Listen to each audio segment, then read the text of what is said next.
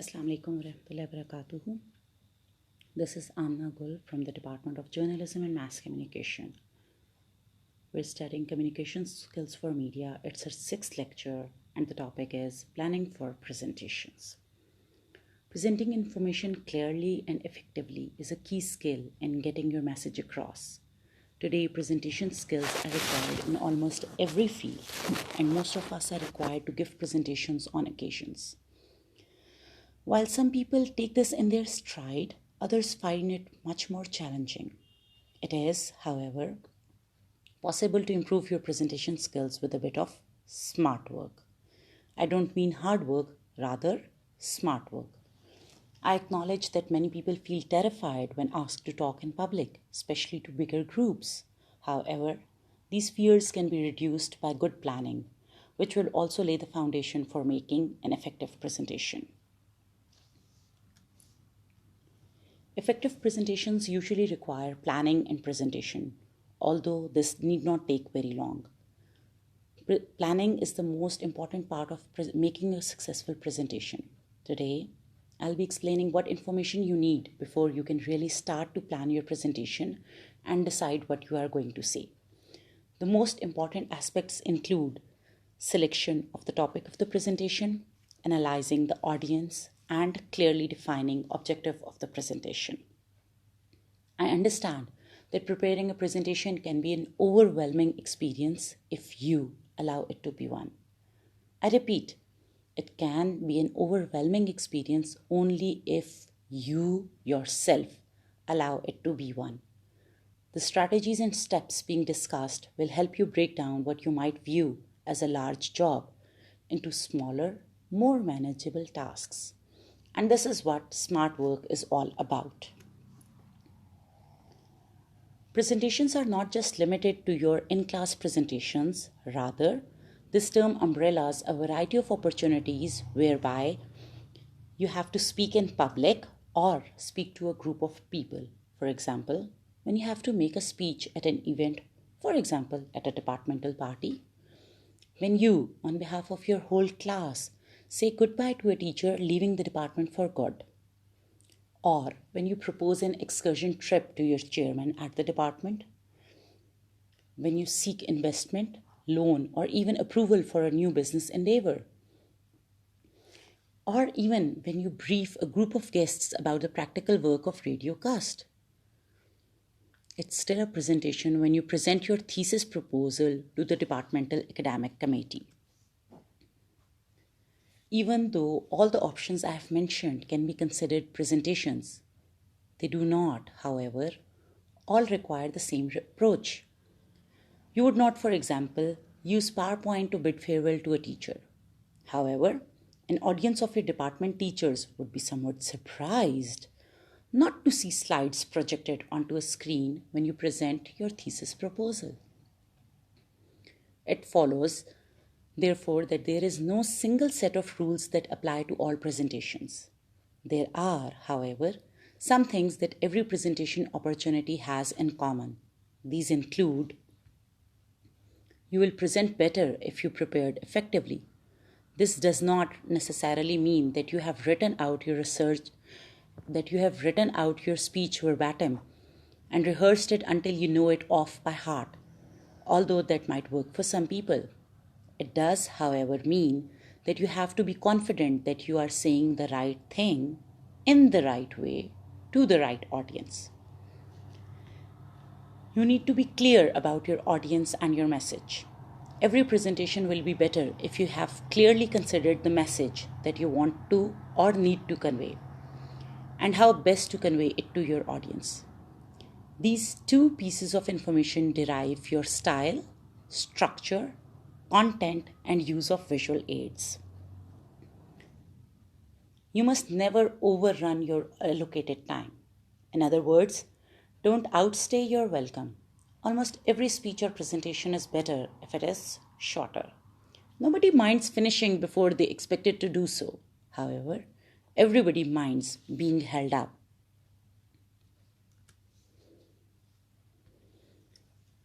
So the first step is the selection of topic for presentation. If possible, select a topic that is of interest to you and the audience. It will be much easier to deliver a presentation that the audience finds relevant, and it would be more enjoyable for you to research a topic that is of interest to you. If you're allotted a topic, as is the case in your university presentations, make sure that you find an angle that is interesting to your audience. If you were asked to speak to students of journalism and mass communication, and you were given the freedom to choose a topic of your choice, would it be a good option if you kept just your interest in mind and decided to talk about, for example, stereotypes, thinking outside the box, national and cultural values? Even though all these topics may be of interest to you, but these aren't supposed to be interesting to undergraduates pursuing education and media studies. You need to make these relevant to the audience at hand. For example, rather than discussing stereotypes, it's better to change the topic to mass media and stereotypes. Similarly, thinking outside the box may not be as appropriate a choice as setting new trends in media industry is. Thus, discussing national and cultural values would become far more interesting and relevant if discussed under the head of soft power, as it is very relevant and concurrent to media studies. If you were asked to give a presentation on diffusion of innovation theory, how would you make it relevant? The theory typically has examples from agriculture sector, for example, about diffusion and adoption of tractors. Would it be appropriate to give this example as explanation to students of media studies? Would they find it relevant and interesting? No. A big no. It would be far better if theories presented using the example of cultural diffusion via YouTube. This would not only make the topic relevant, but also interesting and thus easier to understand. The same theory, if being presented to students of business studies, can be made relevant by discussing case studies of diffusion of fashion trends. This is one of the basic principles, and understanding this principle leads to planning a relevant roadmap for your presentation.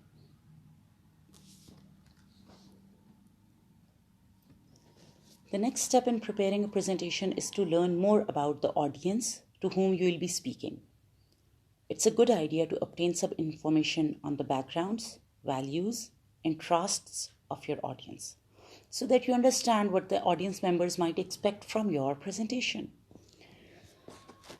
Of the audience, A stands for analysis, which is the expected size of the group of audience. U for understanding. Does your audience know something about your subject already, or will it be totally new to them? You need to understand this thing. The D for demographics, for example, the age range. A talk aimed at faculty members will be quite different from one aimed at university students. Or gender.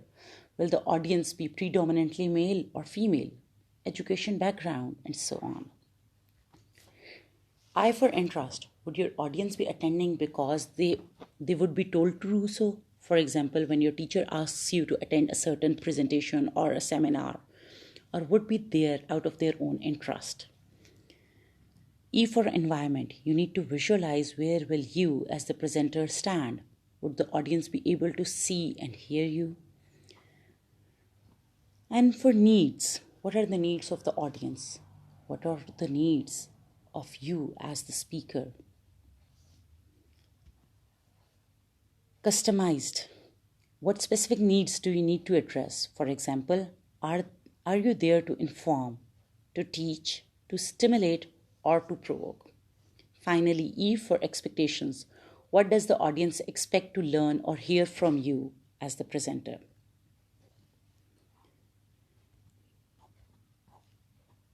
You need to focus your presentation on the audience. Your presentation is not about how much you can say, but about how much your audience can understand. For example, analysis of audience size leads to plan the format. In small groups, you can have interactive sessions or activities, but this is not possible in larger groups, for example, of over 500 people. Understanding the level of prior knowledge of audience on the subject makes you plan to include which level of basic information to include. For example, when talking about PowerPoints, do you need to explain what the term PowerPoint presentation means? Demographic information helps at setting the tone, flow, and angle of presentation. As explained earlier in the example of diffusion of innovation theory, that you need to plan it according to the audience. Interest factor helps in analyzing the motivation of the audience to comprehend the topic to be presented. Prior information on environment helps in visualizing the presenter's placement, seating arrangement, etc., and thus helps you to plan appropriately. Knowledge of needs, both of audience and presenter, is the first step towards fulfilling those needs. Unless you know the needs, how are you going to fulfill those? Since one size does not fit all, so presentations on the same topic still need to be customized and tailored as per the audience. If you were, as we have already discussed in the case of diffusion of innovation theory, if it is to be presented to students of media studies, it is tailored differently, and if it is presented to the students of business studies, it is planned out differently. Finally, an understanding of audience expectation leads to maneuvering the presentation to fulfill those expectations within the given resources. Whenever you are asked to give a presentation or speech to a group of people, you need to start by asking the objective or purpose of the presentation. In other words, what is the presentation expected to achieve, and what outcomes do the audience and the organizers expect? Organizers, in your case, are your teachers who arrange your class presentations and evaluate your presentations. Thus, you need to understand what outcomes your teacher desires to achieve from your presentation. These outcomes will shape your presentation because it must be designed to achieve the objective and deliver the desired outcome. Once you have selected a topic, write the objective of the presentation in a single, concise statement. The objective needs to specify exactly what you want your audience to learn from your presentation. Base the objective and the level of the content on the amount of time you have for the presentation and the background knowledge of the audience. Use this statement to help keep you focused as you research and develop the presentation. As you prepare your presentation, make sure you keep asking yourself, how is saying this going to help to achieve the objective and outcomes? Have you ever thought over why do your teachers ask you to give presentations on certain topics? You can end up scoring the highest if you understand what outcome does your teacher want. Does your teacher want you to teach the topic to your fellow students? Or does your teacher want you to provide a detailed and in-depth copy-paste of the topic? Or is your teacher interested in you displaying your PowerPoint skills? Does your teacher want you to display your communication skills? You need to ask yourself as many questions as you feel like. In my case, I want you to display your learning of presentation skills by reflecting on your grasp of the topic allotted to you. This is what I want to achieve from your presentations. Presentations require a good deal of planning. Scholars estimate that approximately 50% of all mistakes in an oral presentation actually occur in the planning stage, or rather, lack of the planning stage.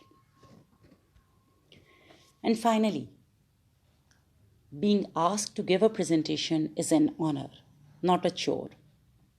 You are representing your organization or yourself or your department or your class fellows. You are not a presenter by right, but by invitation. It is therefore important that you put in the time and effort to ensure that you deliver what your audience wants. The most important tip of all, however, is to remember that it's all about your audience. Keep that in mind and your presentation skills will almost instantly improve. That's all from my side. Thanks for lending an ear.